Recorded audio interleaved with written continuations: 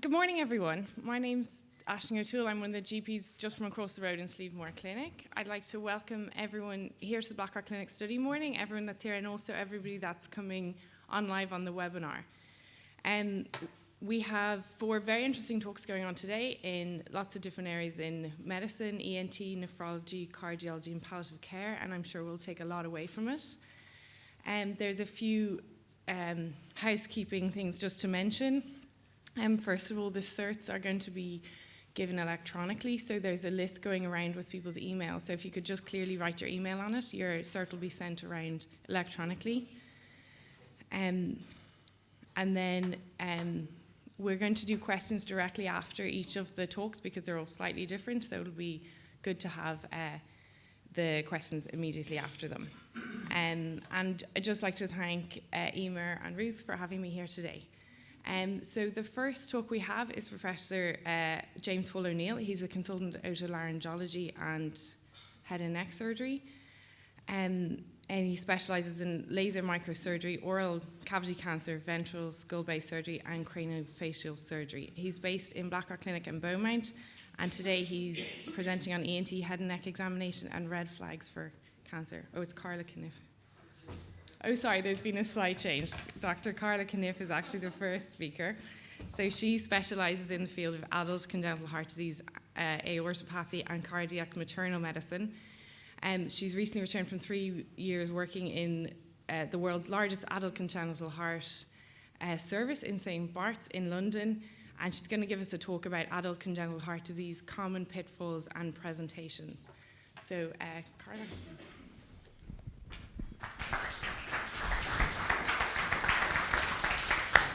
Thank you so much. The more I went through this, the more I kind of realized that actually each of these little individual conditions is so rare. So what I've done is just picked out a few cases to go through so you have a flavor of some of what I do and how we try and manage them. One of the things about adult congenital heart disease is that it's an increasing population. So we now know there's about 3,000 adults per million adults who have adult congenital heart disease, and that was in a study where they excluded people with bicuspid valves, which is the commonest form of adult congenital heart disease and affects 1 to 2% of the population. Over 90% of children who are born with congenital heart disease now survive till adulthood, and there was a study in Quebec that was published in 2014 where they looked at over 107,000 patients between 1983 and 2010, and they showed the increasing prevalence both in children, childhood populations and in adults. So in 2010, the prevalence in children was 13.1 per 1,000 children and 6.1 per 1,000 adults. And adults at that point in time accounted for 66% of the total population of people with congenital heart disease. So these are patients that you're going to be seeing more and more of coming through your clinics. In terms of the Irish data, we don't have full data, but we do have 3 active registries that contribute to the EuroCat registry. This is a population-based registry throughout Europe. They have 43 registries in 23 countries that record all congenital anomalies, and they capture about 60% of the births in across Europe. So we can plug in our data and come up with our prevalence and incidence of congenital heart disease. So we have registries in Kerry and Cork, South East, and in Dublin. So if you look at the registry across Europe, you can see that going from 1980 to 2017, there's been a huge increase in the prevalence of congenital heart disease. So the incidence was about 3 per 1,000 births back in the 1980s, and it's up at about 6.5 in the most recent registry. Ireland has also increased, probably not as much, but it's gone from about 4 per 1,000 live births up to about 5.5. So to jump into some cases. So the first case, these are all cases I should say that I've seen in the last 1 to 2 years while I was working in the UK, so they're all real life cases. First case is a 33-year-old primiparous female who presented to her GP at 32 weeks of pregnancy with increasing palpitations, Bangladeshi origin, living in the UK for the past 10 years, no significant family history, non-smoker. Examination was fairly unremarkable apart from very frequently palpated ectopic beats. no murmurs, lungs clear, no ankle edema. So her GP went on to do an ECG, which showed this classic partial right bundle branch block pattern with an RSR pattern in V1. And as a result of that, she went on to have an echo. So her echo showed, just to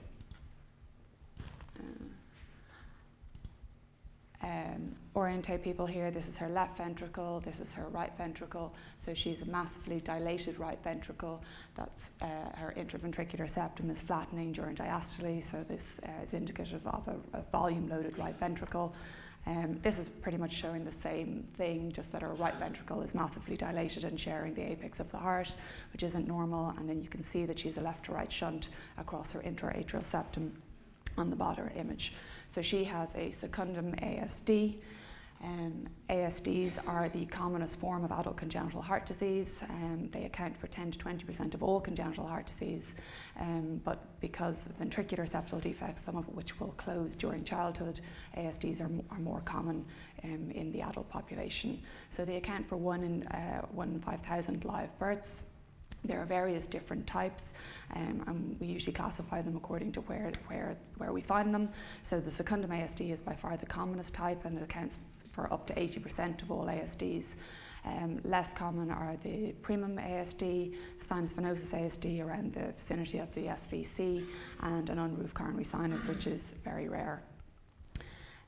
So we know that anybody who has signs of a right volume overload should have their ASD closed. In adults, the closure of choice is percutaneously with the device.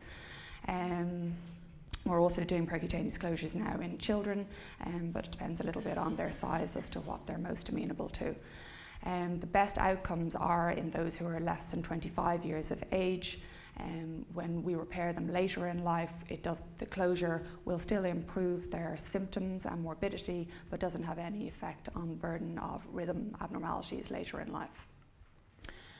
So this is just showing the device that we use to close them. So this is an Amplitude device, and it kind of has two sides and a middle, and the middle sits across the defect and the sides clamp down on either side, and basically your own tissue grows over the two sides to close the hole.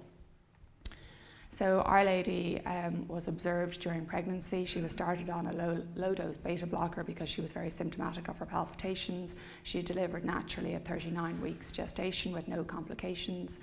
We provided a delivery plan which included the delivery team taking caution for paradoxal embolism and monitoring fluid balance. They were advised to have IV beta blockers and furosemide available if needed, and she had a cardiology review pre-discharge. She was followed up back in our clinic at 3 months postpartum and was well at that stage, and she was listed for a percutaneous closure, which she underwent at 6 months. So it's not uncommon that we uncover some of these types of lesions during pregnancy, and the main reason is that people undergo massive hemodynamic changes during pregnancy that can sometimes uncover lesions that up until that point were asymptomatic. So during pregnancy you get a 50% increase in your cardiac output, and that usually peaks at about 32 weeks. If you remember, Our Lady presented to her GP at 32 weeks. The increased output is predominantly driven by an increase in stroke volume early in pregnancy, which is the red line here, and then by an increase in heart rate later in pregnancy. At the same time, you get a 40% increase in your plasma volume. And so it's not hard to imagine that if you have any underlying structural abnormalities, why the heart might fail to adapt to these normal hemodynamic changes in pregnancy.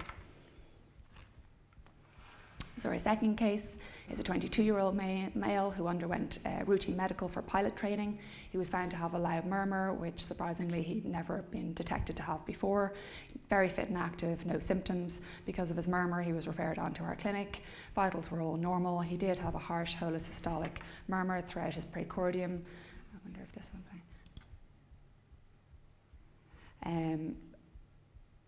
So you can't really hear the audio, but he had no added sounds, and his lungs were clear to auscultation. So on his echo, he had perimembranous VSD and left to right shunting. So ventricular septal defects are the commonest form of congenital heart disease and account for 25% of all congenital heart disease. They can occur as an isolated lesion in association with other lesions such as coarctation or transposition of the great arteries, or as an integral part of a lesion such as tetralogy of Fallot, and one of the later cases is a Fallot case, so I'll go into that in more detail. We define them in a few different ways by anatomy, in terms of where they're located. So perimembranous VSD is what our gentleman had. You can have an inlet VSD, a muscular VSD, or what's called a doubly committed or outlet VSD. We also define them by size and by their hemodynamic impact, so whether they're restricted. So generally small VSDs are restrictive and don't cause any problems, whereas larger VSDs are unrestricted, and these are the ones that cause problems. So in children, as I said, small VSDs don't tend to cause problems, so they tend to be asymptomatic. Larger ones will present with failure to thrive, congestive cardiac failure symptoms, or sometimes recurrent respiratory tract infections. Adults, again, will usually present with a murmur and won't have any symptoms. If they've had a large VSD that's been unoperated, then they'll have developed Eisenmenger syndrome. As I said, a good proportion of these smaller VSDs will close spontaneously, 35% of perimembranous VSDs and up to 80% of small muscular VSDs will have closed spontaneously by 10 years of age. So if they're unrepaired or small VSDs, they still need to be followed up for life. If we go back to this slide, you can see how close some of these VSDs are in proximity to the aortic valve, so particularly the perimembranous VSDs or the doubly committed VSDs, and as a result of that valve leaflet can prolapse into the VSD, causing aortic regurgitation. They can also cause left atrial or left ventricular dilatation and dysfunction. They have a higher incidence of atrial arrhythmias, and they have a higher incidence of endocarditis, and in fact a recent study estimated that they had a 20 times higher incidence of endocarditis compared to a general population. So in terms of closure, people who have symptoms that can be documented as being as a result of a left to right shunt should have their VSD closed, and also those who have evidence of LV volume overload. Patients who have a history of infective endocarditis should be considered for closure as well, or those with progressive aortic regurgitation. I just thought I'd put up a quick slide on infective endocarditis prophylaxis, because I know there's been a lot of controversy about it over the past few years, probably due to the guidelines changing several times.